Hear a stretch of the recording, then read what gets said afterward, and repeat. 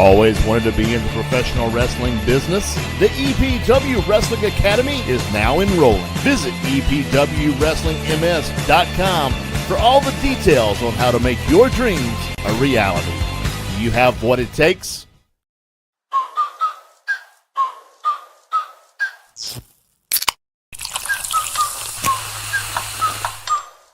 Like, ride with me if you ride with me, you can slide with me if you feel like.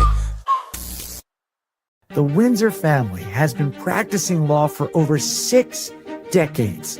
Specializing in a multitude of areas, it is our goal to earn your trust by serving you with professional service to get you the results you deserve. You and your story matter. When you need legal help, the one to call is John O. Windsor, attorney at law.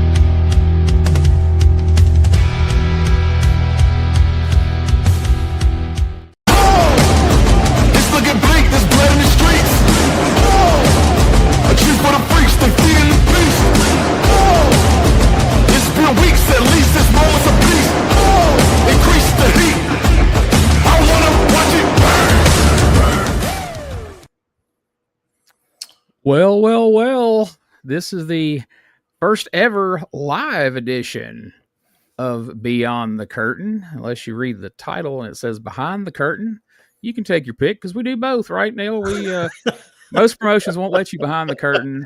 We let you behind the curtain, and then we take you even beyond the curtain right here each and every time out. Again, we thank you for joining us live. I am Gene Jackson, and I am pleased to be here as always with the man himself, the promoter of EPW Wrestling. It's Neil Taylor. What's up, man? I'm doing good, except for my attention to detail, obviously, which is always lacking somehow or another. It's all good. I just happened to notice that right before we got on. I was like, we got to have some fun with that when we start. I would have never noticed it. I would have never seen it.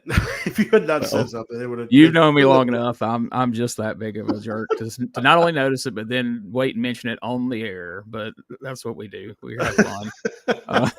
We're going to have some fun tonight. We're live. We can't edit this. We can't do anything.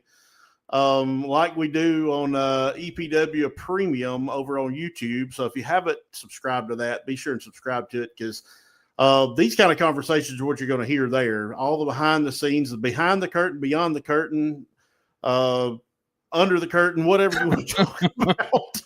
We're going to we talk a little bit about everything over there. We're going to do the same thing tonight. So just trying to give everybody a little taste of kind of what we do over on EPW Premium on the Members Only, our YouTube channel. That's right, because the world of EPW wrestling moves fast. There's never time to sit in it and go, well, all right, man, that was a great show. We pulled it off. All right, let's sit down and relax. No, because as soon as one thing's over, we're right into the next one, into the next one, into the next one. October, another big month, man. We've got so much coming up. Got the big return for the Rumble in Ripley, October the 4th. That's going to be a lot of fun, but I don't know what could be much more fun than October 11th. Man. We're going to get into that pretty deep as we move forward. And then we're going to talk about another show coming October that's near and dear to our hearts. But before we move past it, I don't want to just throw it out there and just roll on. Ripley's always been a good town for EPW. The great fans over there, they love EPW. We love them. What we got coming up on the big Rumble in Ripley? Man, I'm excited about going to Ripley. So we try to make it to Ripley at least a couple of times a year. We were there back in February, I think. Sometimes just kind of getting the dates to line up with stuff that we've already got on the books versus stuff they've got on the books. So But October the 4th, we will be there. And we're bringing a little bit different show this time, Rumble in Ripley. So Grayson Pierce will be on the card this time. The Golden Class will be on the card this time. Just a plethora of folks, and of course, all your favorite EPW favorites, Parental Advisory, our tag team champions, Wonder Boy, our Apex champion, our EPW champion Dorian Vane is also on the card. The Order will be in the house, so it's going to be a fun night. I'm looking forward to it. We always have a wild crowd in Ripley. We always have a big crowd, and I think this is going to be just as promising. Oh, no doubt about it. Something we haven't had a chance to talk about here beyond the curtain is it still doesn't feel right to me to hear you say EPW champion Dorian Vane. My brain goes to Marco Harris. I know he's been such a dominant champion. He's been a champion that the fans have really they have really locked on to, and he's been popular with EPW the whole time. But man, this past year, the matches he's had, everywhere you go, you go down to Philadelphia, brand new market, it's like he's the hometown boy down there, So how do you feel about our new champ and how that all went down, and how do you think that's going to bode for people moving forward in the order? Like you just said, Marco Harris has always kind of been the flag bearer of our show. It's almost like the current version of the EPW championship belt, has kind of become his winged eagle. When you saw Hogan, you saw the winged eagle. You see this belt, you see Marco Harris. And, I just sometimes it's time for a change, and that's what's happened. That is what's happened. And, but man, Dorian Vane, what a talent. He's, 6'4", 6'5", 250, looks like $1 million. I'm excited to see, excited to see what happens with EPW with him as champion. Dorian Vane's one of those guys that, you can put him in street clothes and then go trot him through the mall somewhere, or, put him out in the middle of the arena, in the middle of a concert down there and at the Crossroads Arena. And people are going to take notice. People are going to look. And even if they haven't discovered EPW yet, and they don't know who he is, but they know he's somebody. He's just got that it factor that you always hear about, that, people are like, well, what is it? Well, I don't know that any of us has quite figured it out yet, but Marco has it, and Dorian certainly has it. And it was just a matter of time before that belt was going to end up around his waist. But I don't know. I wasn't expecting it when it did, because I had been kind of out of the loop for just a little bit. And I was watching on TV, and I was like, whoa, because I wasn't in the arena that night when it took place. So I was kind of shocked when I first saw it. I think you had already left or yeah, something. man, I came in and were done. I hit my pre-tapes, and I headed back to Alabama, unbeknownst to me, what was going to take place. So there wasn't many people at all knew it was going to take place that night. That was a pretty guarded secret. But one more thing I want to do before we move forward. Anybody listening, if you are watching this on our YouTube channel, which we're simulcasting on our YouTube channel, as well as our Facebook channel, or our Facebook page, and our X account. So if you are on our YouTube channel, hit like, hit subscribe, if you've got any questions anywhere, throw them in the comments. I want to answer some questions tonight. Even if it gets me in some trouble, I'm good with that. I'm a big boy. I can take it. So throw your comments, throw anything you got to say in the comments. We'll answer questions, whatever. And make sure and hit that subscribe and that like button, all that good stuff, and follow us on Facebook if you see us. Hit that share button. But yeah, I think it's just a matter of time. It's like what he said. Marco Harris has this magnetism about him, and man, in any room, and I've seen this before, in any room, he pulls your attention.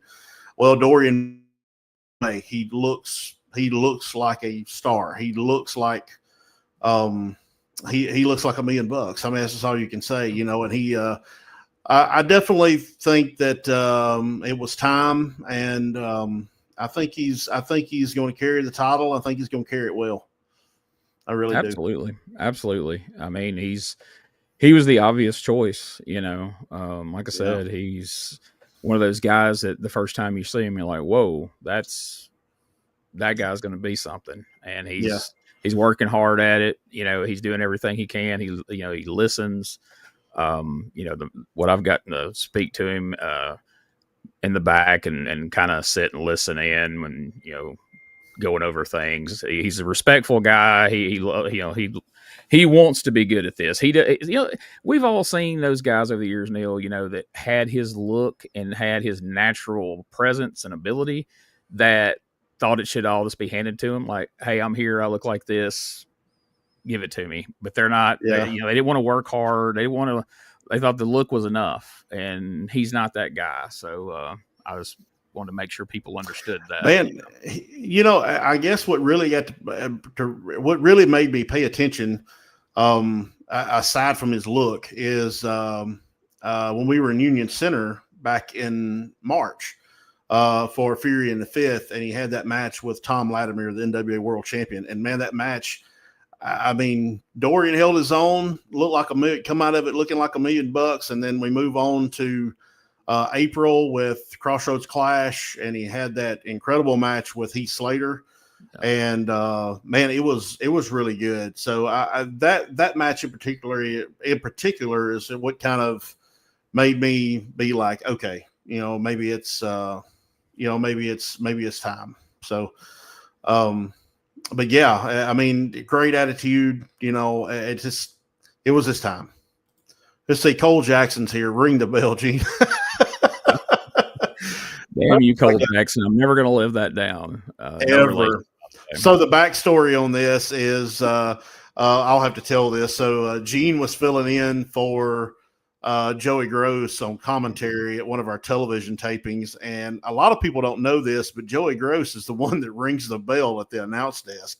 Well, Gene was filling in, and Gene got to talking, forgot to ring the bell. And Cole Jackson, you can hear, if you listen to the taping close enough, you can hear Cole just screaming at Gene, like he's telling Gene to get out of a burning house or something, screaming at him to ring the bell. It was the most hilarious thing ever. When I finally hear it, I turn to look at him.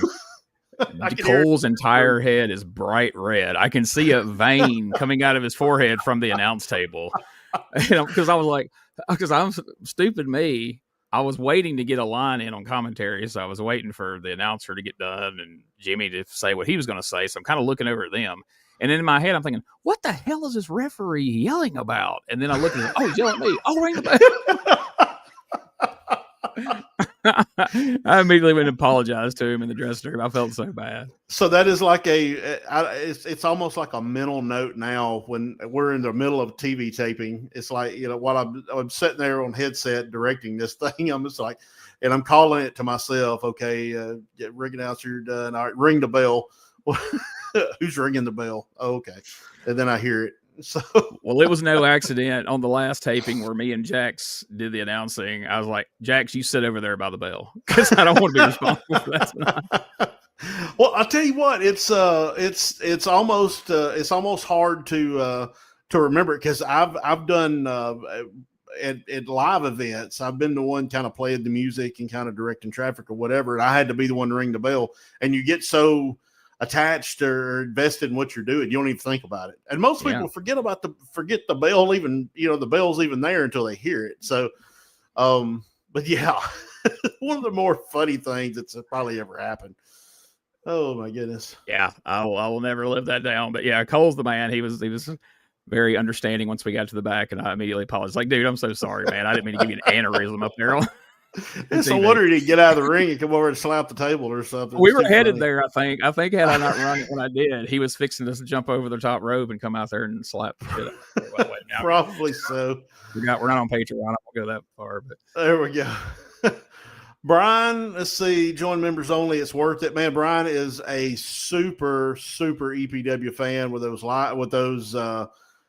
super chats and all that stuff. He is on every Saturday morning when we do the live chat with new episodes. So, man, hats off to Brian. Appreciate the words. Appreciate you joining us. And yeah, man, members only. It's super cool. You get to see these interviews. We tell a ton of stories about backstories about kind of how the clash happened, how just a whole bunch of stuff. So, and plus you get to see the TV show before everybody else does. Normally on Thursdays, It's actually up right now. If you join members only, it's up right now on YouTube.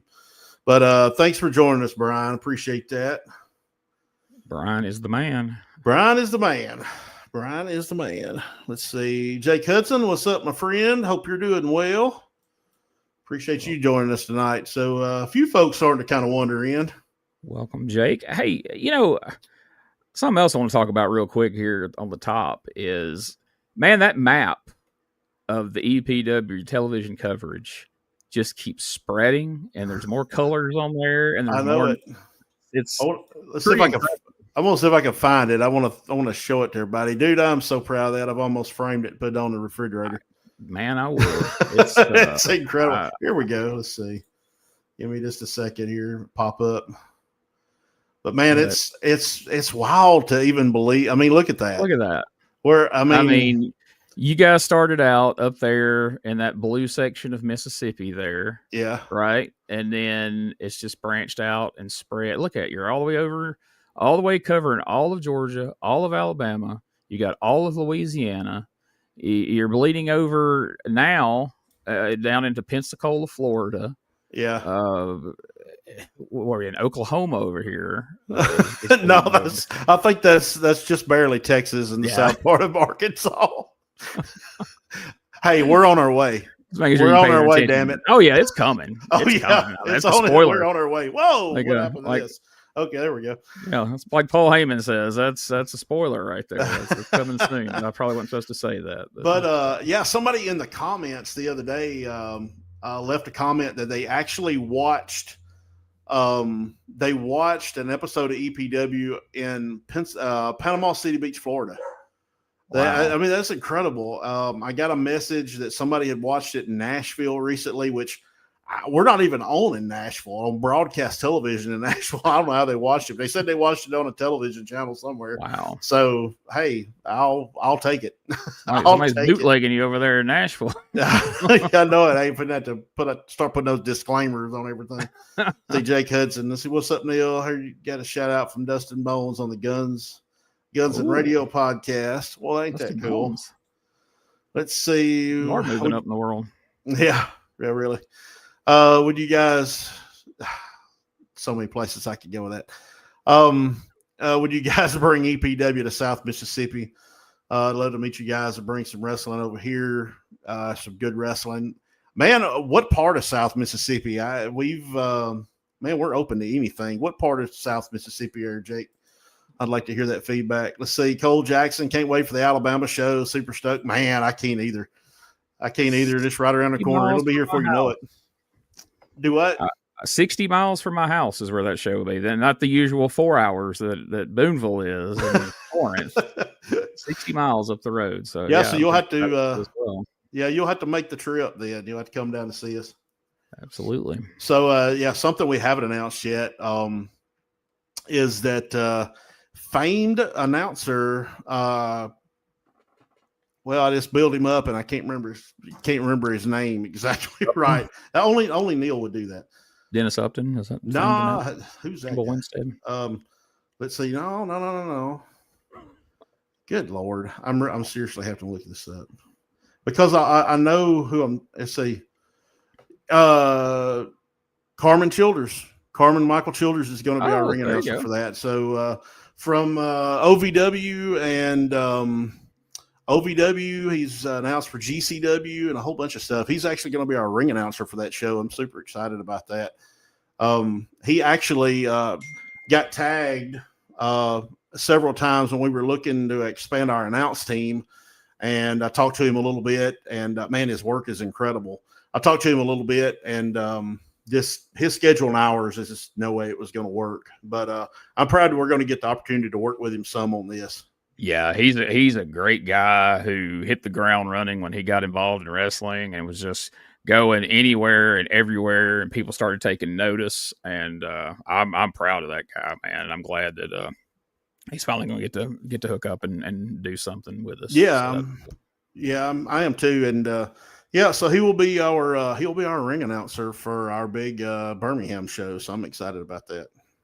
Awesome. Jake, come back with some Let's towns here. see.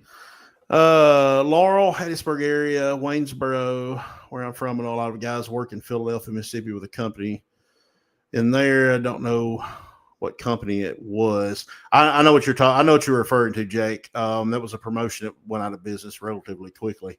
But yeah, that would be cool, man. I used to spend a lot of time in Hattiesburg area wrestling back when I did wrestle.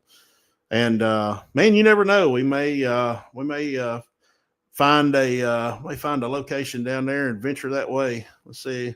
Since I spoke to you last time, Neil, I've had Gun Show, Brett Michaels on my show. Oh, cool. I haven't talked to him in months. I haven't talked to him since he left Memphis anyway. Yeah, that's a name I hadn't heard in a while, so that's cool. I know it. Yeah, really. I think I may have seen the real Brett Michaels since I've seen this guy. but anyway, so, but yeah, man, went to South Mississippi. That would be super cool. We'd love to come down there. Look, my goal when I took this show over back in 2018. No, yeah, 2018, because my last match was in 2019.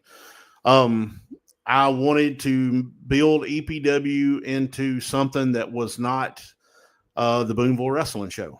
Well, I wanted us to have a show in Boonville, but I didn't want to be the Boonville Wrestling Show, and I wanted us to film our television, or that be our home base, and venture out maybe once or twice a month. And I don't know, it's turned into about 3 times a month. And we do a show in Boonville, and then we're on the road 3 times a month. So we've had a show every weekend for the last 7 weeks, I think.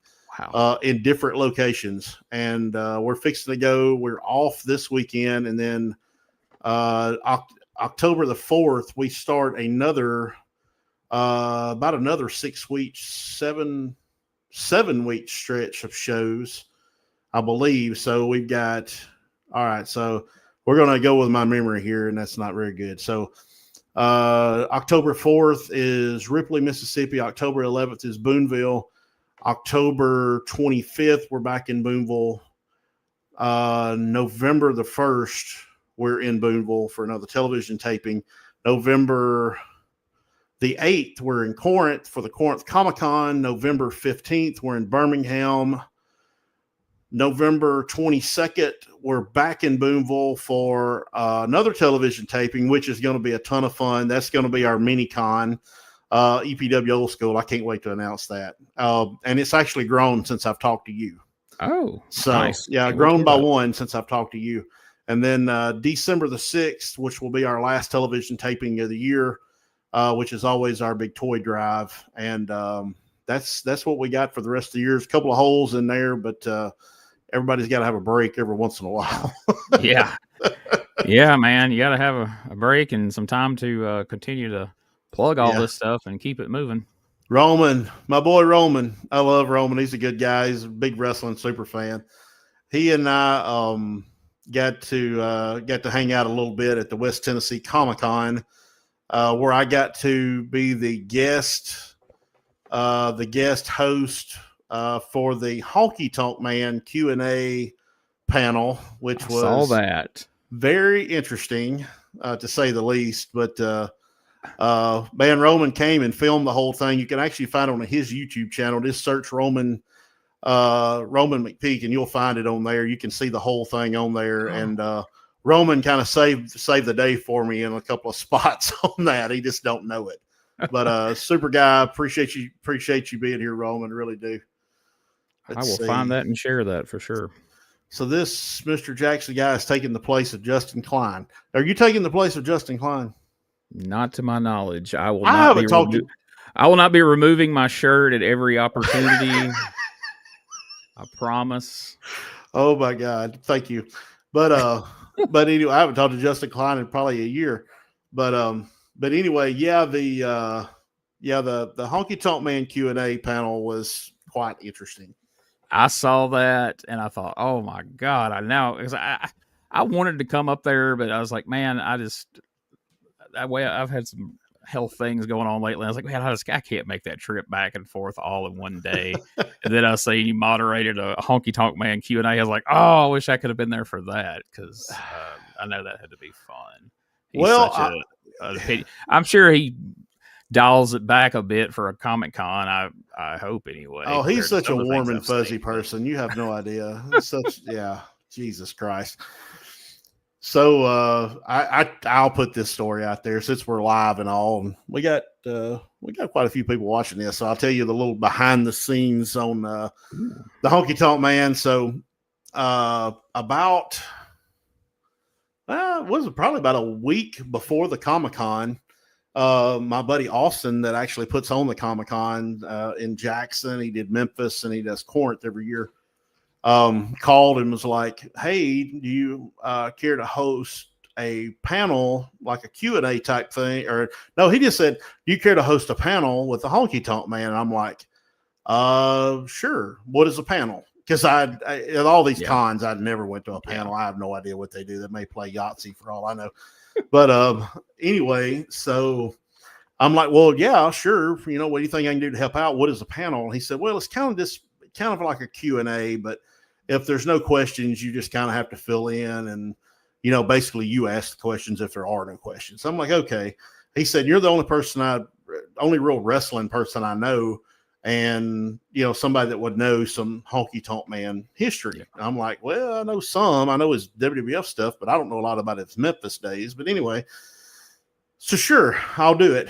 Well, I was nervous about it from the get-go. Of course, I suffer from anxiety, so of course I'm overthinking it, and I'm dreading some sort of just oddball silence between us. And anyway, so we get to the con on Sunday morning. Mind you, I had no sleep. We did I ran the Shenandoah concert at my real job the night before, so I got in bed at like 2 a.m. I got up at 6 a.m. so I could be in Jackson, Tennessee at 8 a.m. And so I had no sleep. I didn't feel good anyway, but I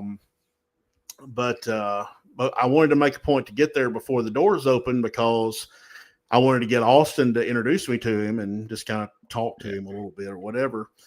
And sure enough, I get there, get our merchandise table set up, and he hadn't gotten there yet. So I was sitting there, and about that time I look up, and I can see him coming across the way on his way to his table. And like, okay, well, here we go. I see Austin walk up to the table, or it may not have been Austin. It may have been somebody else. But anyway, another guy, Jackson, that I know that works there.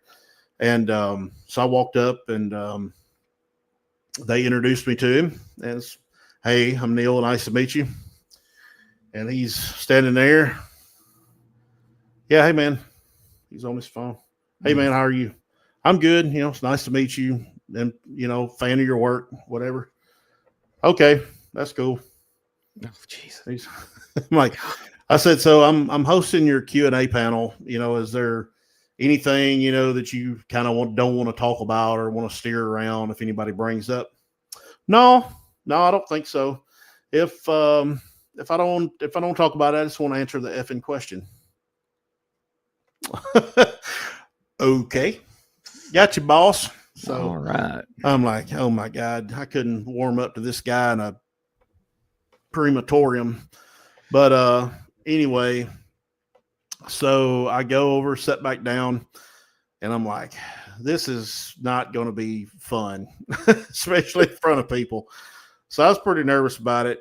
Sat down, went through some history, and just kind of jotted some notes down in my phone, stuff we could talk about or whatever, and plus some stuff I'd heard on other shoot interviews, because I actually listened to one on the way to the show, just kind of trying to prep for it. Yeah. So it comes time for the panel. I walk down to the table, and he's there, of course, and then Jackson, the guy that's going to walk us up to the panel room, is there, and we just kind of talk a little bit or whatever. And he said, what did he say to me? He said, he asked me how long I'd been around the business, and I told him, and he goes, oh, okay. And I'm thinking, okay, maybe he's loosening up a little bit. Maybe he's just not a morning person, whatever.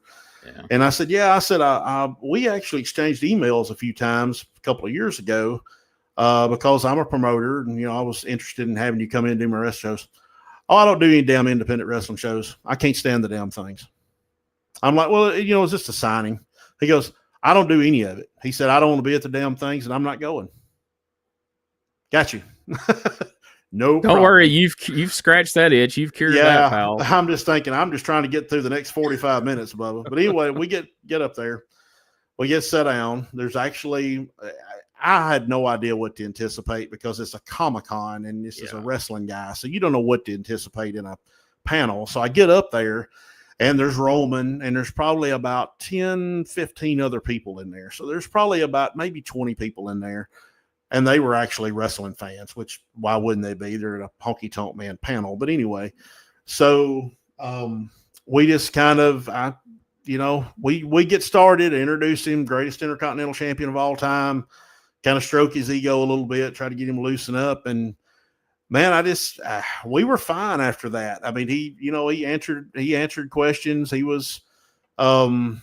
was typical honky tonk man, just like you see him in some of the shooter interviews. He wasn't cussing or anything like that. But kind of once we got started, I asked him about working Calgary with Stu and Stampede. And we talked a little bit about Memphis, although I didn't know a lot about Memphis and his transition into WWE or WWF at the time and their travel schedule. Let him tell some of those war stories and stuff like that. And after that, he was kind of fine. And once we got done, we were only supposed to go 45 minutes and we went almost an hour because he just kept talking. Like he just kept going. Yeah. And I'm like, okay. And I look at the back of the room and there's people starting to congregate for the next panel. So I'm trying to figure out how we're going to wrap this up or me just kind of interject without him cussing me out in front of everybody. Yeah. But anyway, once we left there, we walked back through a green room and they had some Popeye's chicken in there. He just went berserk over this Popeye's chicken. He stood there and started. So I stood and talked to him for a few minutes after that. He was a little bit better, but it went way better than I thought it was going to because we definitely got off to a rough start. I was so curious about it because I've heard that, he can be a handful, as they say. But yeah, and I got the impression I didn't push, but on Doug and Tommy's show, Doug made a comment about, yeah, Tommy saw his old buddy, the Honky Tonk Man, and Tommy's like, yeah. And then just kind of quickly moved past it. So I didn't know if that went well or not. Or they saw each other during the panel. So the way they had that thing is like we were kind of at the end of a hall. We were kind of at the end of the hall, and then like the elevators was at the far end. Well, I look up and Doug and Tommy, or no, I was looking at Honky Tonk Man asking a question, and just mid answer, he goes, "Oh my God, there's Tommy Rich. I thought he was dead or something like that." Well, anyway, so Tommy reaches up, and he waves real big, and what's going on, Tommy? How you doing? Good to see you. Whatever. Well, anyway, they got on the elevator and went on to the convention, and I don't know that they ever spoke again after that. But I forgot about that part. Nobody recognizes Doug that haven't seen him in a while because he's lost so much weight. I know he and I talked a little bit about that, and it's weird. I shared a picture of on their Facebook, the Dangerous Conversations Facebook, and it was Doug, Tommy, Sting, Tony Khan, and Jeff Jarrett, and like 3 different people got in the comments like, "Who's that standing next to Tommy?" I'm like, "That's Doug," and they're like, "Really?" I'm like, "Yeah, that's okay." That's wild. I know it.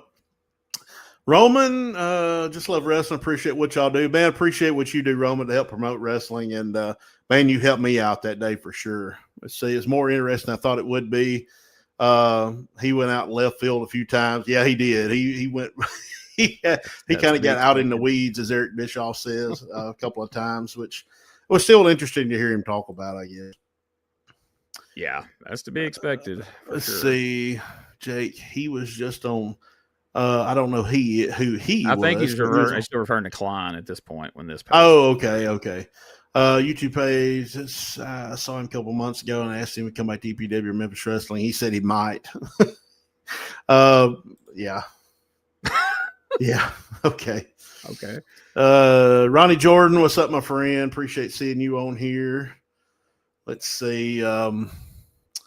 Jake Hudson, got a question for you, Neil. What did you think about what happened with Rajah Jackson, and would you ever book something like that? It's my cousin, by the way. Yeah, I can see the resemblance.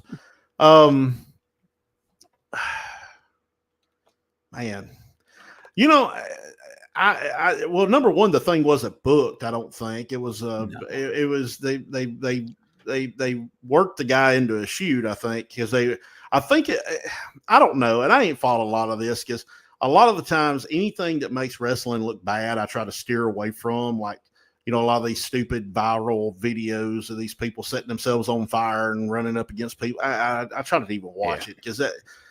You know, I understand it pops people and that's what gets views, but I can't make myself do it. But I haven't followed this that close. But here is my version of what I think. I'm just guessing happened, and I may be missing some facts here.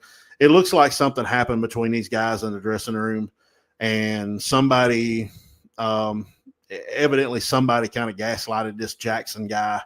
And basically just talked him into jumping in the ring and beating the piss out of this guy that had said something to him in the dressing room, and the guy did it. He damn near killed him. I mean,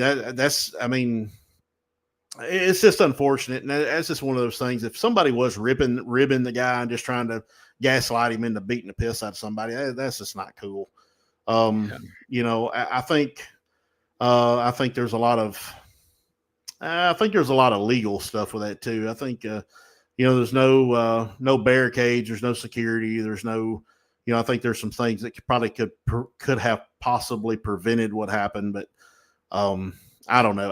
It's just an unfortunate thing all the way around, and I hate that if somebody is going to see a clip of something to do with wrestling that's going to have 2 or 3 million views on it, it's that. That's what I hate.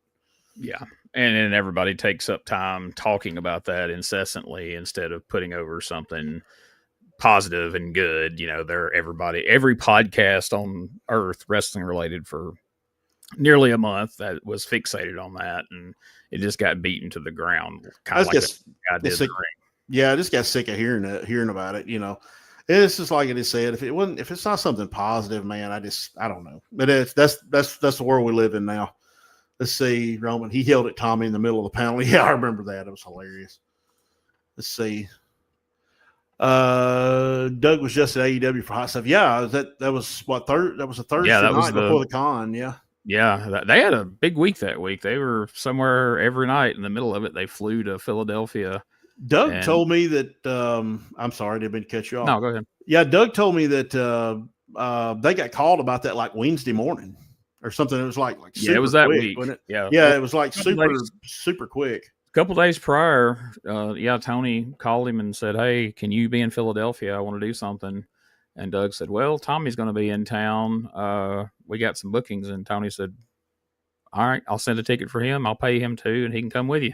So they both had a booking. So it was really, really cool, man. I was really impressed that Tony Khan did that, because there's no telling what he paid to fly Sting in, paint up, and go out and do that when it wasn't even, televised and everything. And yeah. For all the people that knock Tony Khan's booking and all that kind of crap, the guy really does love the business, and he does some really cool stuff like he did for them, honoring Eddie Gilbert and bringing them out and putting them up in the hotel and all that kind of stuff. Yeah. Man, Doug said that he's like a wrestling encyclopedia. Like, he could name off dates and years and locations of stuff that happened. And he said it was just incredible to be around him. Yeah. Let's see. Did AEW ever air that clip on their television show? No, I don't think it was for TV. There's a couple of like fan cam clips or people recorded with their phones that got on YouTube, but I don't think any of it aired on television that I'm aware of anyway. I don't watch or follow it, but yeah, I wondered if they ever aired any of it. Let's see. Doug is on the Izzy diet. He probably didn't go there, I don't think. He definitely don't start those kind of rumors, Izzy. He definitely doesn't have the Izzy tan. No, he's not trying to pan himself into a promotion. Yeah, I know he's going to be a luchador. Might be on a diet, but not the same. Tan line is easy. There you go. Funny. Roman, sounds like I need to make friends with Tony. Yeah, I think we Don't all we do. all?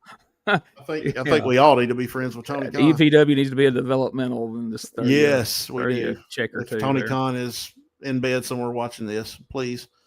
Let's see. Well, I'm glad AEW is getting women's tag belts. They should have changed the design. I haven't even seen the design, and I thought everybody in AEW had a belt at some point. Did they not? Ain't that the truth? Sure felt like it. There's like the no belt champion or something. I don't know. Let's see. AEW is on a roll. Do you watch much current wrestling? I don't. I mean, I try to watch the only current wrestling I watch. There you go. That's a company man right there. But I mean, I guess I see enough of it like on. I guess I see enough of it maybe on.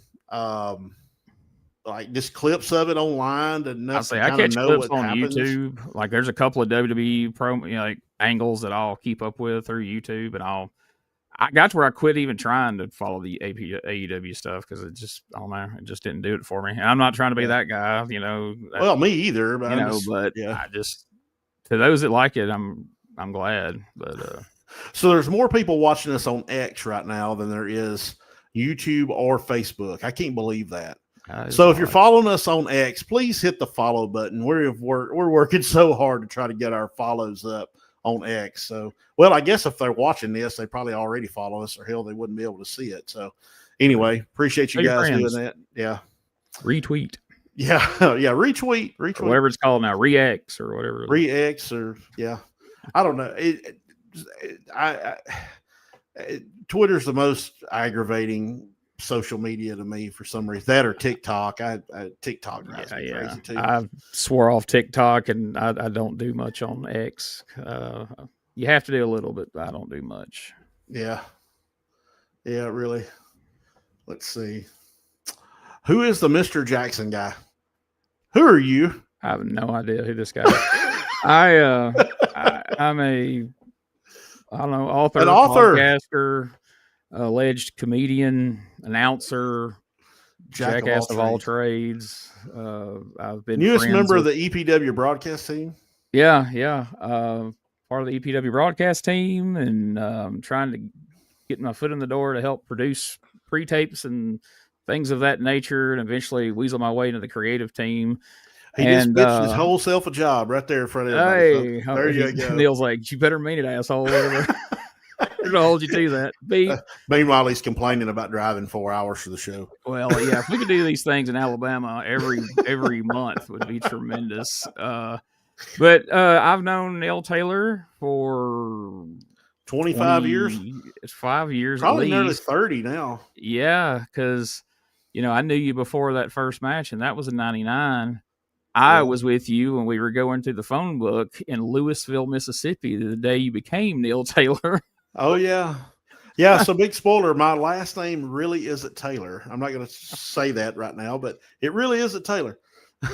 Yeah.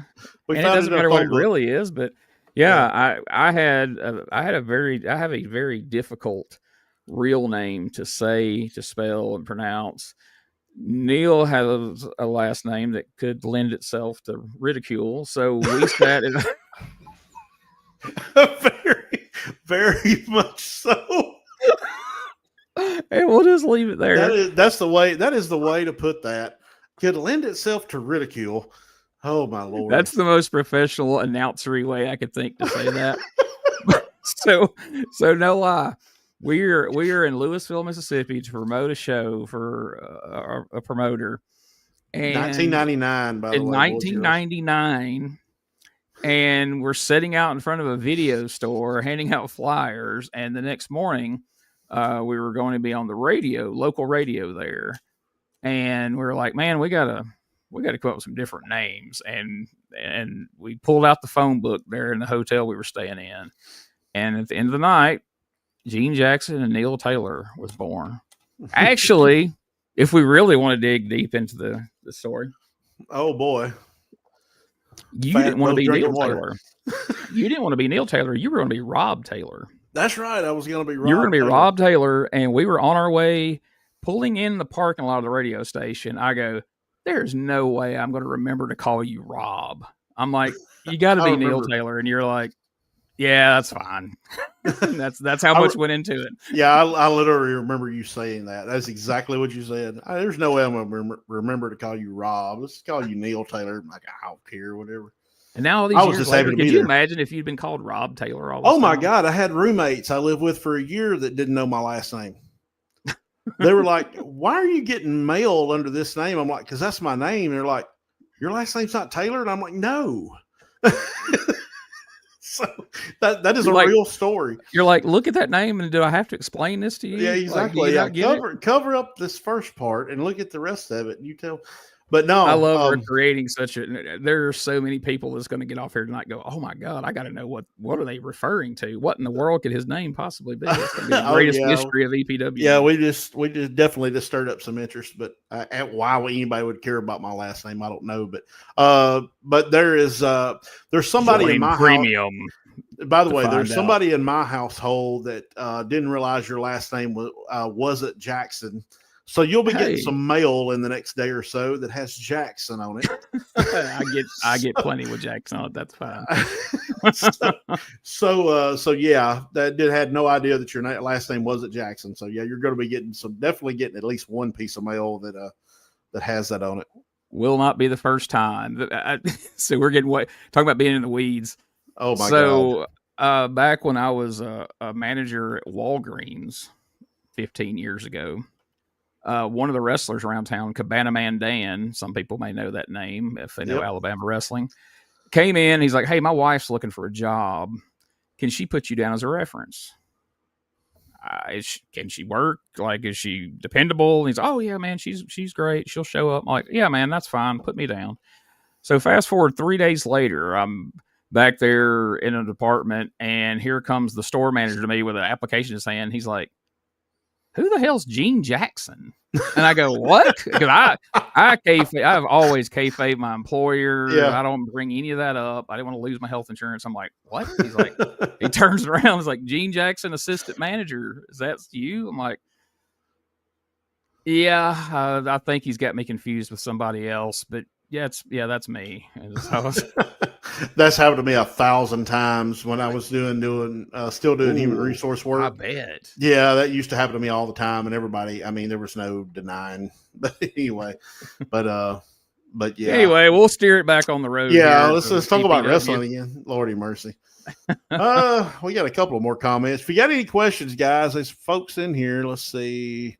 Ask some questions. Man, get me in trouble. I'll answer something somebody gonna get mad about. Let's see.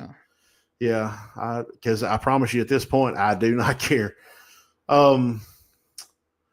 Let's see. Roman, you got to do all the platforms. Yes, and I hate it with a passion, Roman. Got rid of Jimmy Blaylock. No, Jimmy Blaylock's there. He's just him and Joey Gross have somehow become part-time. I'm not real sure how that happened. First of all, last of all. But, I watched a video that Jimmy Blaylock did probably 20 years ago and sent into, no, it's longer than that, because this got sent into the Jerry Lawler show. So that was probably in 1995. God. Yeah. And guess what he said? First of all, of course, me and you used to we'd either be at the back of the building or we'd be standing in the ring with him if we were being managed by him. And we'd both mouth at the same time as soon as he grabbed the mic. You know how many times he said that on an airplane going to Las Vegas? First of all, I'm sitting in this seat, and first of all, they're going to bring me something to drink, and first of all, I'm going to be the last person to get off this airplane. Oh, my Lord. I'll tell you this, can't wait for the Battle for Bone Crusher benefit show. I hope it's going to be packed. Super excited. I am too. I'm excited. That sounds so awful. I'm excited for the show. I'm not excited about the reason for the show. Oh, no. Because it just absolutely sucks. I went and saw Bone Crusher, and I really don't even know how to address this, because I know he's kind of a private person about this kind of stuff, but I think generally people have figured out, that he's having some health issues, some pretty serious health issues. Went to the hospital and saw him 2 nights ago, and He was sitting up in the bed. He was complaining about everything and cussing. So we knew he was in good mood. If you know Bone Crusher, you know what I'm talking about. But he's got a long road ahead of him. And for us to be able to turn out, there would be no EPW without Bone Crusher. I just say it. There will be no EPW. It was an EPW 15 years before I came along. And without him, there would be no EPW. The rings that we work in, that we travel with, all belong to him. There would just be no EPW. So for us to get to turn around and everybody jump in is like they have, and the response we've gotten. We sold out ringside seats in the first day that we went on sale. So excited to get to do something for him. I'm hoping and praying that he gets to be there. That's totally up in the air because we're still a month to the day out. But I do hope that he gets to be there, and I'm excited about it too. Like I said, I'm not excited about the reason that we're doing the show, but I'm excited to get to do something for him. Obviously not, but Bone Crusher has always been one of the most generous guys in the business. He has been over backwards to help wrestlers, to help fans. Anytime anybody had something going on, he would organize benefits and donate anything needed. So everybody's excited to be able to return that love back to him and show him, what he has shown everybody else. And that's what people are excited about. Obviously, none of us want this situation to be what it is. And this is one of those times where everybody can come together and show him how much they care, raise money. And it's the kind of show you feel good about that. And I know, like, for you, all these different shows you're doing and going different places, those are cool, but this is a whole different thing. It's cool in a whole different way. It's satisfying in a whole different way and fulfilling in a different way. And man, I hope you can't shoehorn another person in the building that night. I don't think we're going to be able to. It's it's the response for it has just been incredible. And but yeah, I'm hoping he's going to get to be there. I'm really, really hoping he's going to get to be there. Let's see. Next comment. I really don't know how to divert from that. I just, that's, it is what it is. Let's see. Could we see Elijah Burke in EPW? So that has got to be the most random person I think I've ever had brought up to me. Elijah Burke. So, I guess that's possible. Is he still doing independence, or do you know? I think I see his name pop up on things from time to time. I don't follow the independents like I used to, but I think he's still out there doing some things. So I think it would be cool. I got to meet him backstage at a SmackDown show about, that was probably 2007 or 8, something like that. He was a super nice guy then. And I don't know. You never know. You never know who'll show up at EPW. That's the guy that used to be called the Pope, right? Yeah. That's just making sure. Yeah. Oh my God, where are we at? You had to ask me a wrestling question. I know, right? I'm usually the one firing them off to you. So funny. Hey. Explain to Neil who independent people were. People were like, "Hey, why don't y'all bring in so and so?" Neil's like, "Who's that?" And I'm like, "Dude, you ain't heard of him? He's so and so." Now I'm the one that's out of the loop. Going, is that who that is? And I don't know. I don't know how anybody keeps up with these people, because people throw literally probably 40 people a week get thrown up to me in an inbox or something. It's like, "Hey, we should bring this person in," or "Hey, why don't you book this person?" I'm just sitting there scratching my head like, who is that? I have no idea. Never heard of them. And like they have this indie darlings that have these huge followings and stuff. And I have no idea who they are. Which, I'm independent. I'm a wrestling promoter and don't know who people are. That's not good. Well, my favorite go-to is back in the day when you and Leslie were running, and you're like, nobody's going to buy a ticket to see AJ Styles. Nobody knows who that is.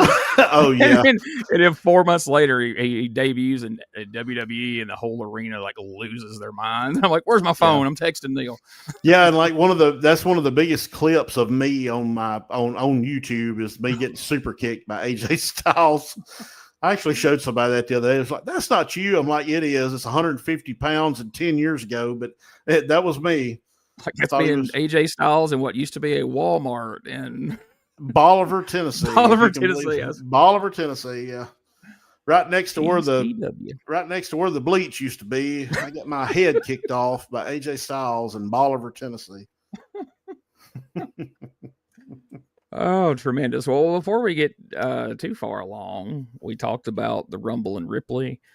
We've talked about the Battle for Bone Crusher, but we haven't talked about the big Halloween show. And we can't let that go by because there's some cool stuff you got in store for us, right? Man, I'm super excited about our Halloween show. So we got Crazy Steve from TNA coming back, which Crazy Steve is always a big hit at EPW. And I love Steve. He's just a good guy. But for the first time ever, Abaddon, formerly from AEW, is going to be with us. And that has actually been somebody that I've been trying to book for probably a year. Just because of the look and, it's incredible. So super excited about that. I think one of the dream things I always wanted to do was have her and have Sue Young on the same show. I think that would just be super cool. And somebody will steal that now, probably Dustin Starr, but it's okay. Hey, Dustin. Yeah, he texted me earlier. So we got Abaddon from AEW, but we've also got familiar faces from EPW who have went away and kind of made names for themselves on a bigger platform and are coming back. And that is formerly the Twins of Salem, who are now the Outbreak with GCW, with Barnabas the Bizarre are also going to be there. And I'm hearing that they are going to have a special, they're going to have a mystery guest with them. So that is super cool to have those guys back. And I literally, the Twins of Salem, Jackson and Abel, specifically Jackson, I was literally there for his first match. So it's just incredible to have been there and see those kids work as hard as they have and get what they deserve because they're incredibly talented. They have used their unique personalities, their unique look, and made that marketable for them. And man, they're killing it. They're doing all of the JCW loops right now. They're doing a phenomenal job, and I'm so proud of them. And I'm so happy to have them back at EPW. Former EPW tag team champions, but they're going to be there. And I can't wait to have Barnabas there. I met him in Memphis when he was there. And he's a great guy. And then I can't wait to see who they're bringing with them, because you never know who it could be. That's fun, man. Those guys, I got a ton of respect for those guys. They've worked so hard. And like you said, I remember seeing them when they first started out, and people have, tried to tear them down over the years and, tell them that, they didn't know how to work and this and that. And they just kept learning, kept getting better. And I was one of them. Yeah. I was. At the first match, I wanted to cuss them out because, man, they went to the ring and they did in the first match, Jonathan or Jackson Crowley. Their name Crowley's more, but anyway, they've had a few names over the years. Yeah, I know they've had several names, almost as many as Easy Rotten, but they went out there. They did every high spot in the world in the first match, and I just wanted to dog cuss them when they got in the dressing room. And I just remember thinking, what in the hell are these? What are they thinking? And then somebody said, well, it's their first match. I'm like, well, somebody needs to be guiding them because they can't be doing that or whatever. But here we are 10 years later or longer. And man, they're blowing up, and I'm super proud of them. Super proud of them. That's awesome. And, also a big part of the Halloween show every year, all the fans come out in costumes and everything. And that's always a lot of fun for everybody. Costume contest. So, yeah. So super excited about that. It's going to be a lot of fun. I can't wait. Our Halloween is my favorite time of the year, so I'm looking forward to that. Oh, my buddy John Windsor, we need the boogeyman. No, we do not. They don't. No, we do not. They don't. And I don't know. I can honestly cannot remember if I've told John this story and he's ribbing me, or if I haven't told John and he don't know. But no, we do not need the boogeyman. The good Lord, one of the worst experiences of my life, and he wasn't even working for me.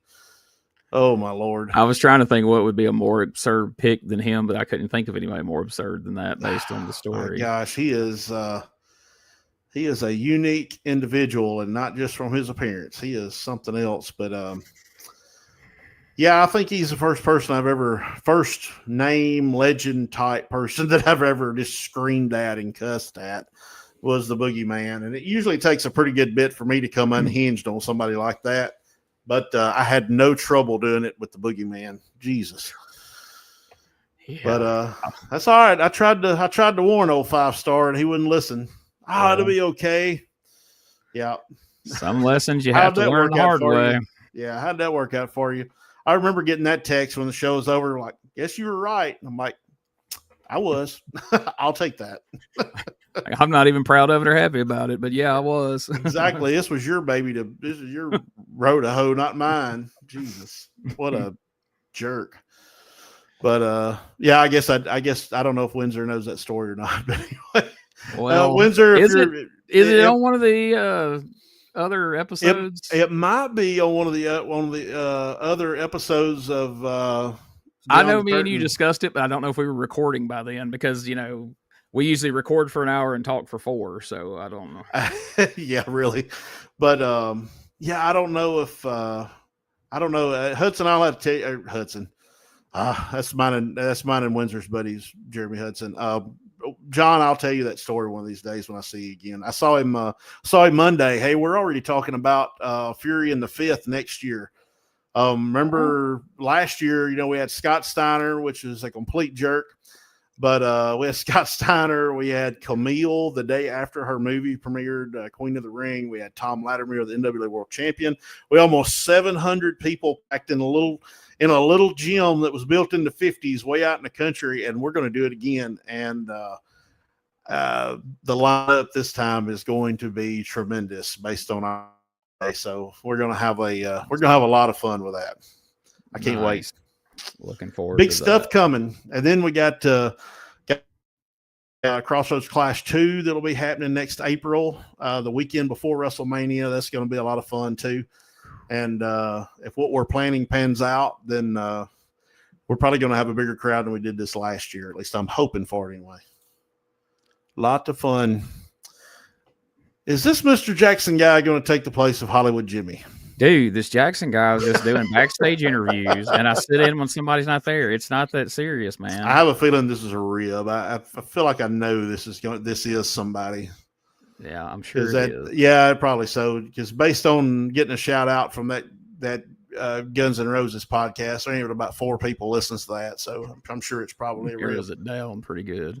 Yeah, exactly. Oh, Roman Crossroads Class was awesome. It sure was. Man, that thing was so much fun. And if you join YouTube Premium, you'll hear all the backstory, the backstage stories on the Clash, some of the stuff that happened.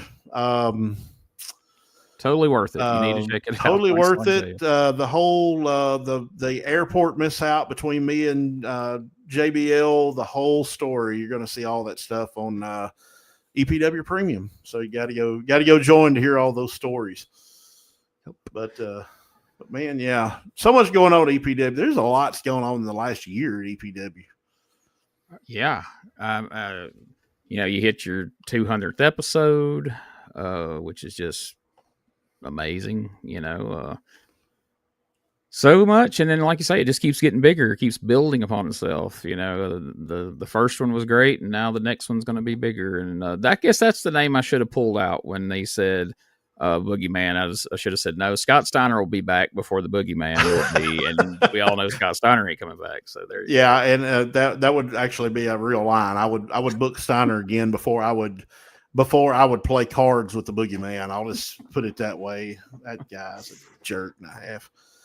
But man, and guys, we're running low on time, as Hollywood Jimmy would say. But so if you got any questions, any comments, make sure and throw them out there because we got a few more minutes to answer some more questions, and we got to get off here because I got some work to do. But it's still, what you said at the beginning of the show. You kind of hit the ground running with this EPW thing, and just kind of like tunnel vision. And to look back at some of the episodes and look to see how far we've come, and all the stories that go along with it that haven't been told, and some that we are going to tell at some point on YouTube Premium. Hey. But it's only $5 a month, guys. But it's just surreal to go back and look and see that. You realize on broadcast now we're going to go back to like 1995 where there is no streaming, there is no Roku, there is no YouTube, and all that stuff. So just on regular old plain old television, EPW is available to somewhere in the neighborhood of 20 million people in the South. I mean, that's unreal. Incredible. We've got people watching it in Panama City Beach, Florida. On television, not your phone or streaming or anything. That's incredible to me. It almost don't even sound real.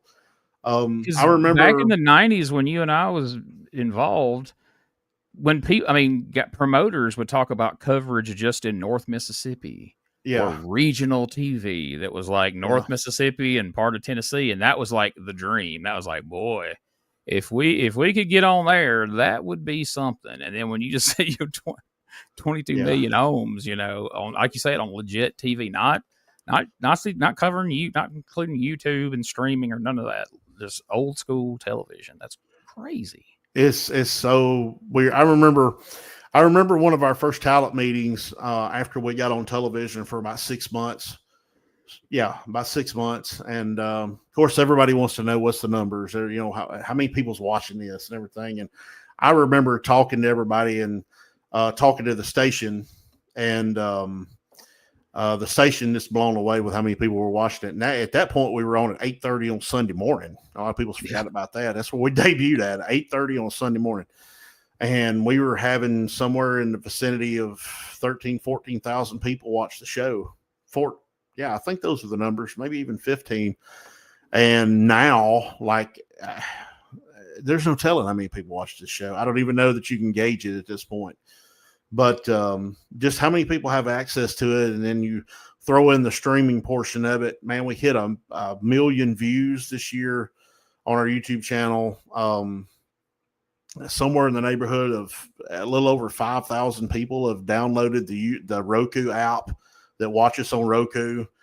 It's incredible how this thing has grown and it continues to grow. We're still working on getting into new TV markets and getting into new areas. And, I want to go do shows in these areas. And it's just wild how it continues to grow. And, and it just, trying to figure out where this ceiling could be.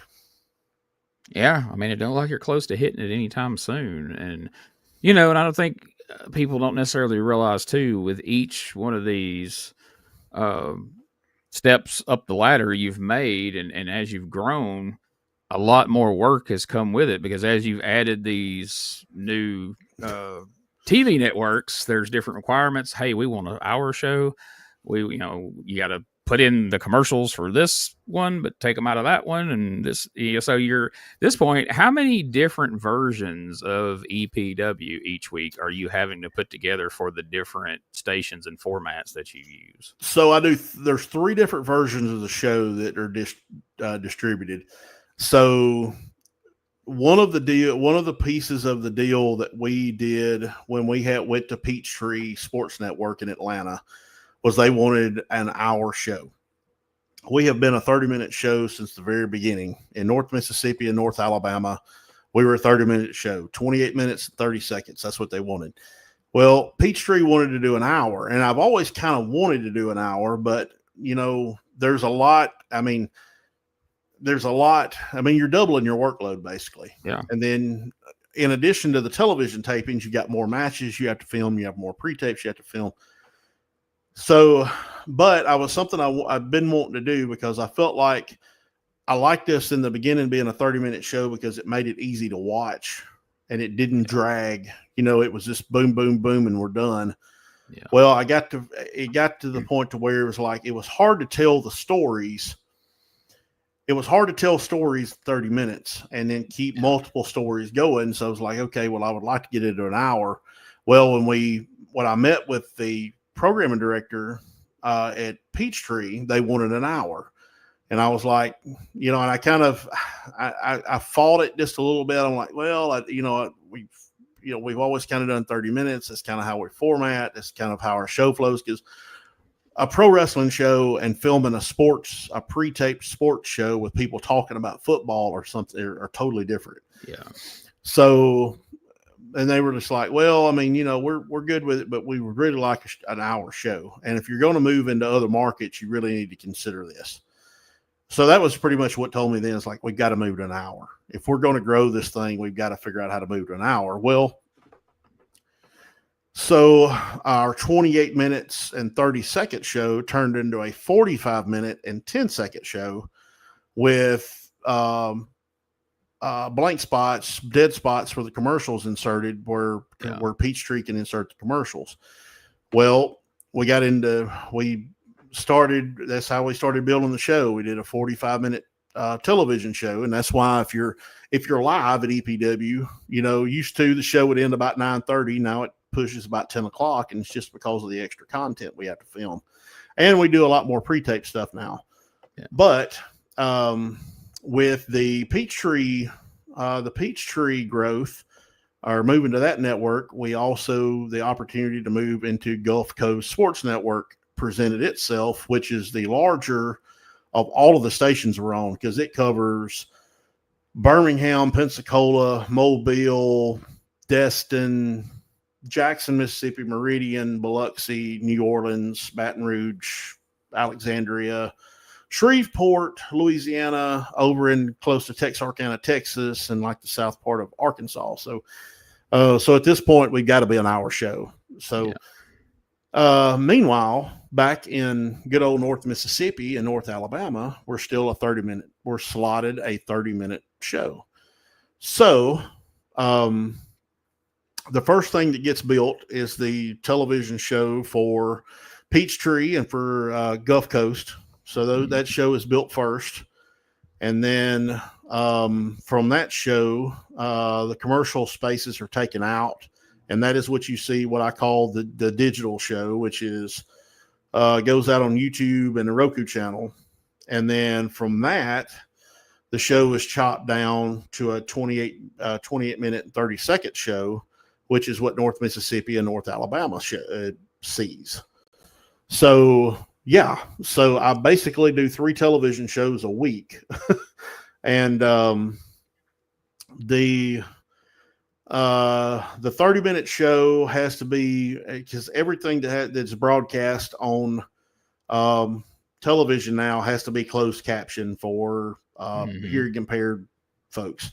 So that has to be captioned. I have to send it to a company in Maryland who embeds the file or encodes the file into the video file. And then that has to be uploaded to the Mississippi station and the North Alabama station. And then the other shows have to be uploaded separately to the Atlanta station and the New Orleans station.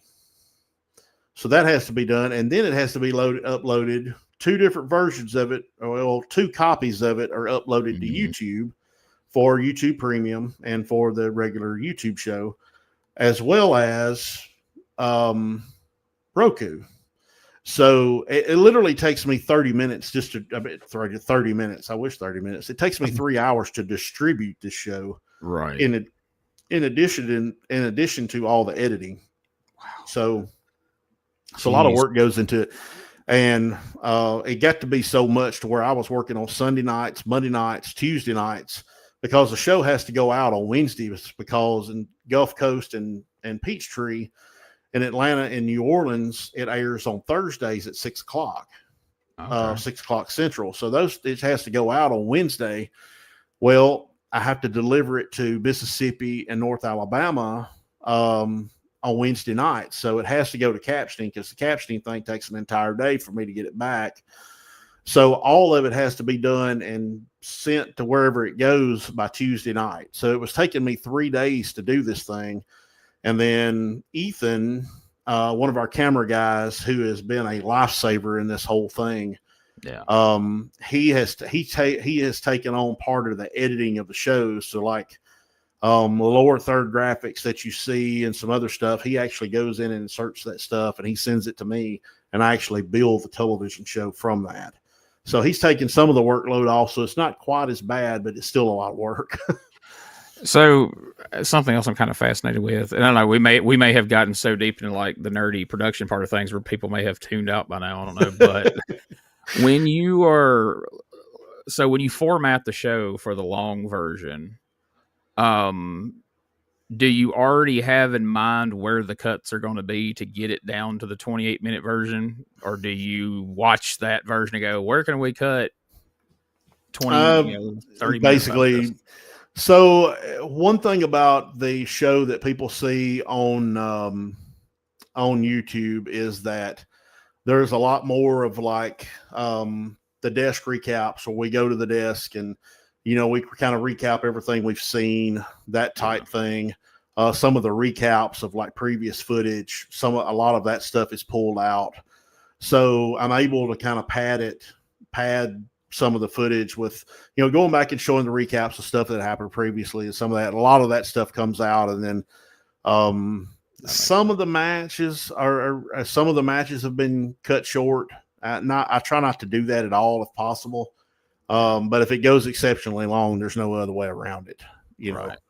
But yeah, if you're watching it in Atlanta, or you're watching it in New Orleans, or if you're watching it on YouTube or Roku, you're seeing 100% of it. You're seeing every piece of it, for sure. It's a lot of work, man. I'm glad you got some help on it though. That's man, I had no choice. Yeah, well, that's what I was gonna say. Is like, dude, how are you doing this, getting these shows out each and every week, and then having your other job that you do, which is time consuming, and it's not. Yeah, like well, I mean, I have a life too. I have I'm fixing to get married in about 3 weeks. So I reckon it's about 3 weeks. So I'm fixing to get married soon. So I'm trying to spend time with her. I love my dog. I want to spend time with my dog. And I'm just like anybody else. I want to sit and watch a little television myself too.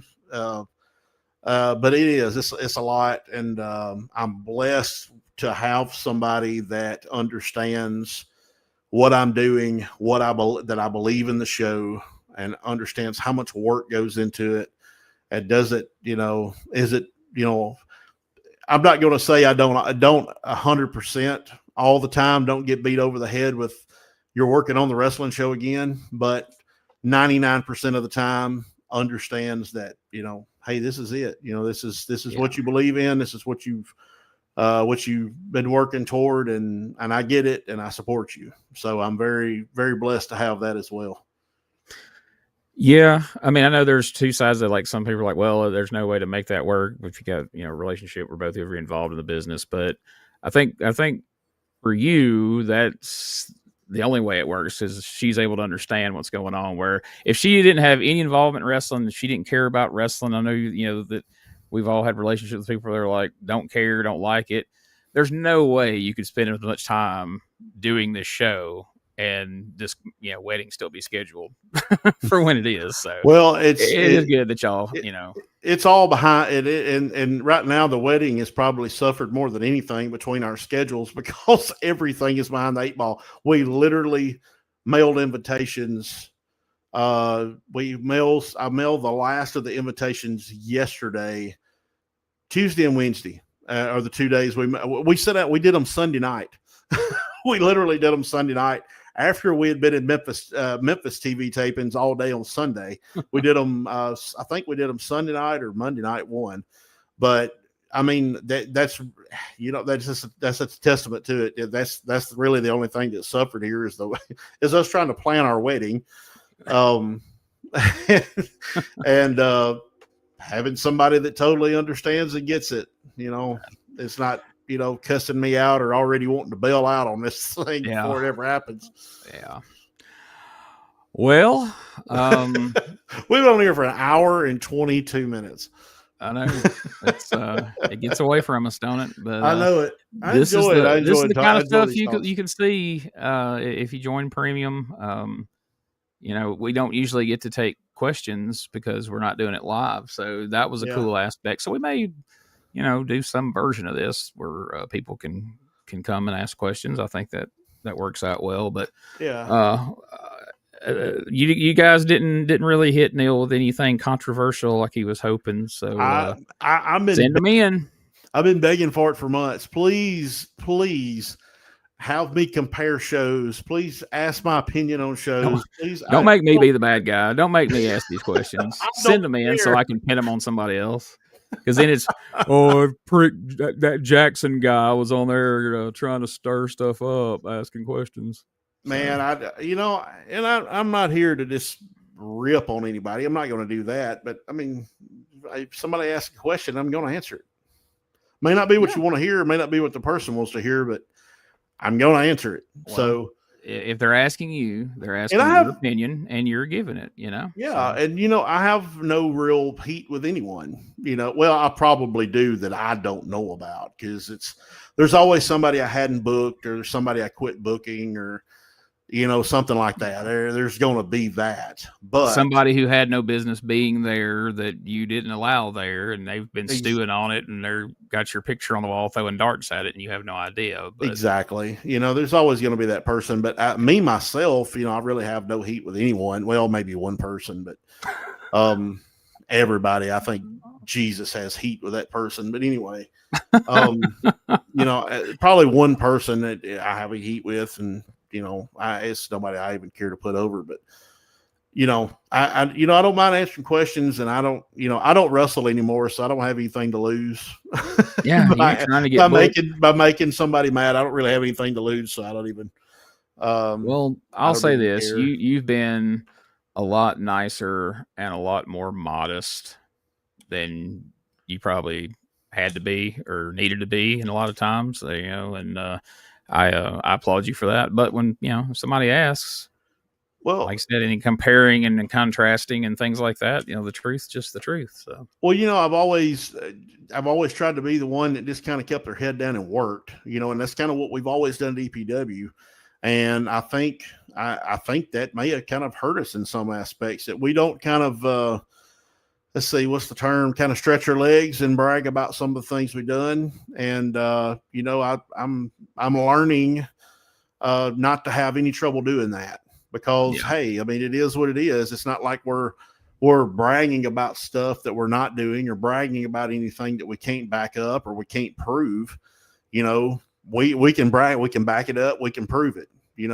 We have the largest drawing wrestling show in the Mid-South so far in 2025.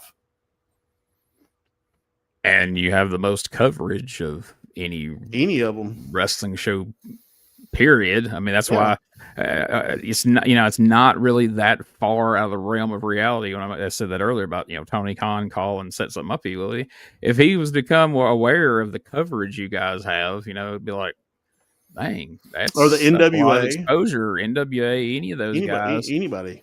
And back to something you said before real quick, I think a lot of people make the mistake, and I'm not going to even put some of these people over by saying their name, but there's a lot of people who have had that attitude of like, well, any attention's good attention, and they went and shot their mouth off before they had a product worth bragging on. You were smart enough, kept your head down, like, well, look, we're just going to work, and we're going to make this good. But like you said, you keep your head down for so long, and all of a sudden it's been a few years now, and you look up and like, whoa, we're damn good, but we really ain't told nobody. But now when you do brag, you got something to brag about, unlike these people who just try to create a buzz and there's nothing there. It's like, why are you drawing attention to the show? This show's where terrible. Are they now? Exactly. Where are they now? They're still on Facebook rambling on about something else because they don't have a promotion to talk about. So now nobody even cares about. Yeah, exactly. So I think you've played your cards right. I have to put this up here. Does Dustin Starr wear a toupee? Whitey Jenkins was always convinced that he did. He went on a mission trying to prove that at one point. Oh, really? I didn't know that. Not that I'm aware of.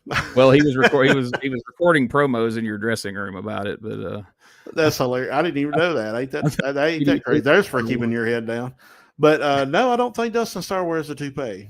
I'm pretty sure he does. He wears makeup, I'll tell you that, but he does wear a toupee. He doesn't think that he does. Yeah, well, I mean, I've never been there when he's put it on or take it off, so I guess. Pal.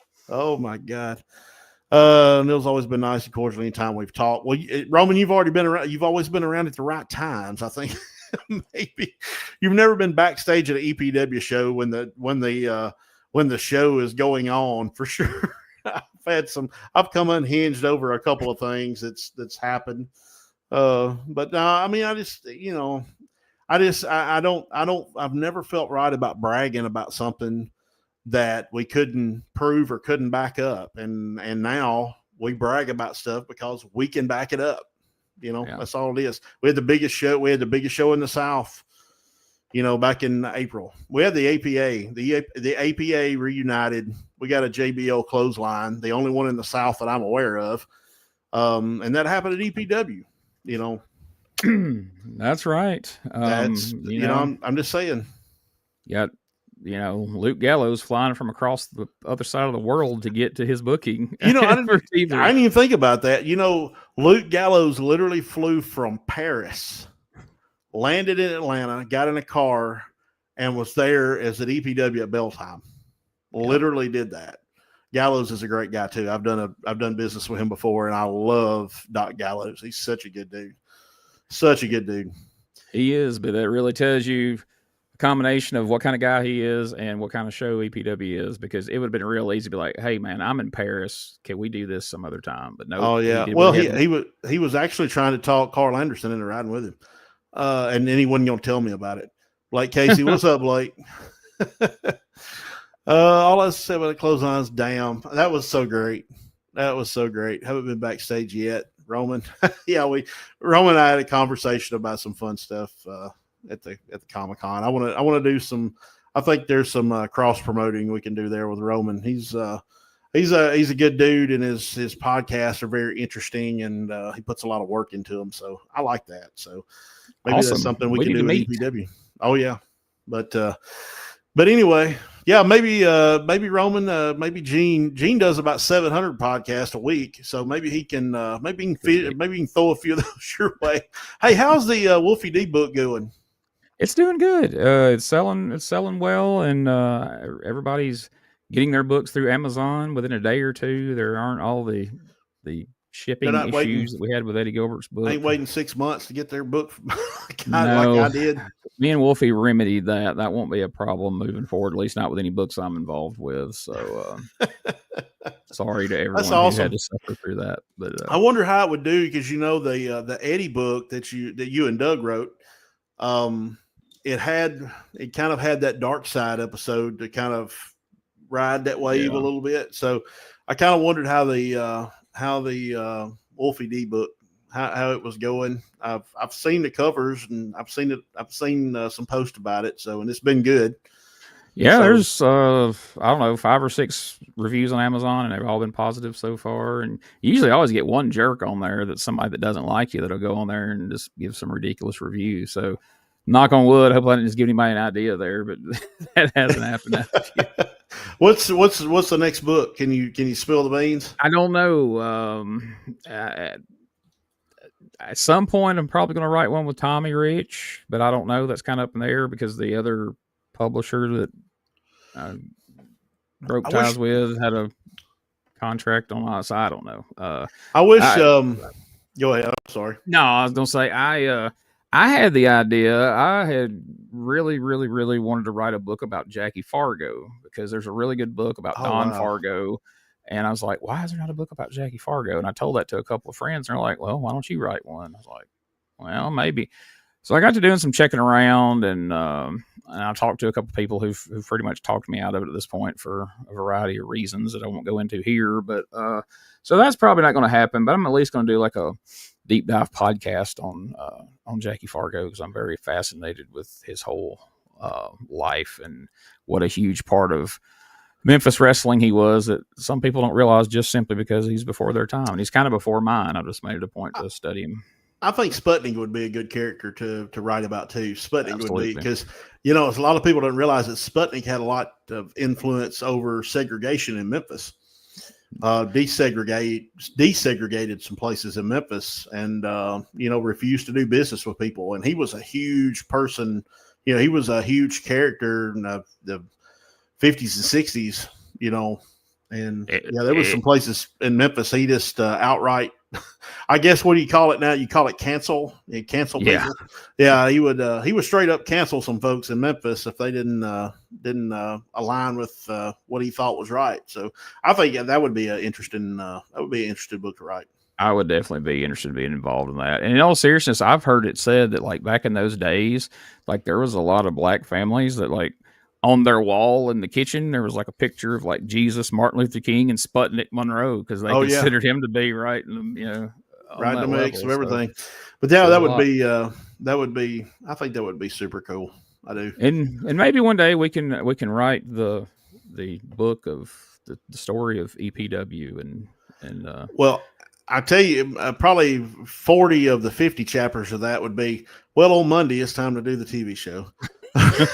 It would just be over and over and over again about the TV show. So, you know, rather than having to sit and type up a book, more or less that story is being told right here on Behind the Curtain, or Beyond the Curtain. Behind and Beyond the Curtain. You know, you can hear the story. Yes, Tyler, you were late, my friend. We've been on this thing for an hour and 35 minutes, and you're going to have to go back and watch the replay, my friend. I hope you're doing well.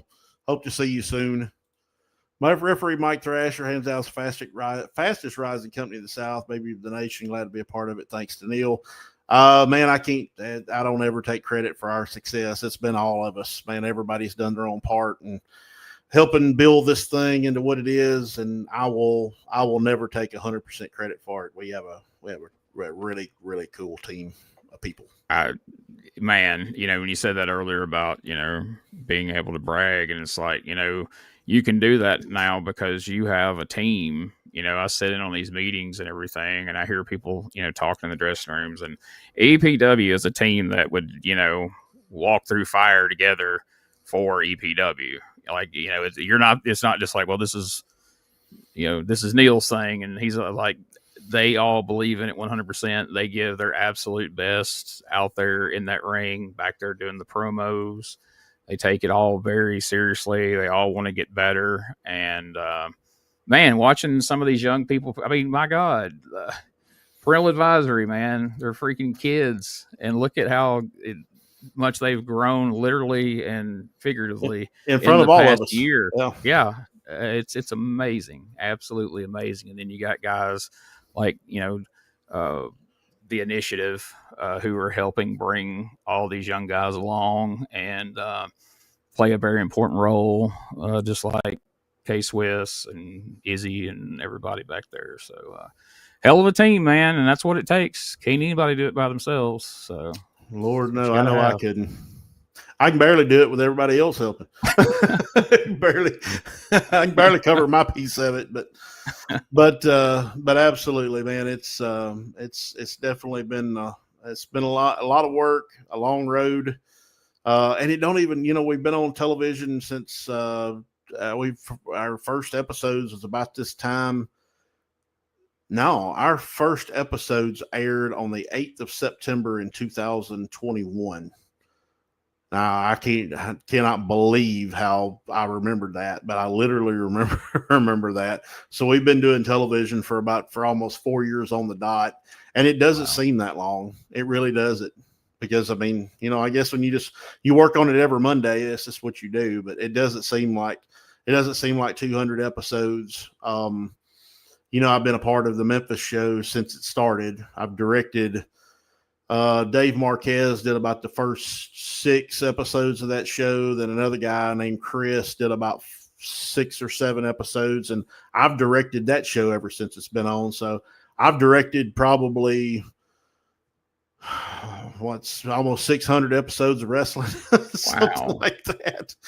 So, And it doesn't seem like that at all on either show. It doesn't seem like that, you know. I don't know. it's kind of weird. I don't know if it's just the age we are now or what, but like everything flies by. Like these years, I can't believe it's already September. We're about to be all the way through 2025, and you know, rocket on into another year. And that's just how everything is, man. I sit down and all the time I'll say, yeah, you know, the other day, and you know, Rosie would be like, the other day, that was 3 months ago. You know, like, that happens to me. Yeah. It's all the blur, man. Charlotte does that kind of stuff. She'll say something, and I was like a couple of days ago. She's like, maybe that was 3 weeks ago. I'm like, okay. I did that. I started chasing these wrestling shows around when I was 15 years old. I still had a learner's permit when I was running around chasing these shows. Me and Tony Dabbs, and I'm 44. I started 48. I'm 44. Yeah, gonna be 50. Me and Derek King was talking about how old we are the other day, and I was just like, man, it doesn't even all these. I used to think old people were crazy when they said that time flew by when you got older, but damn, here we are, Gene.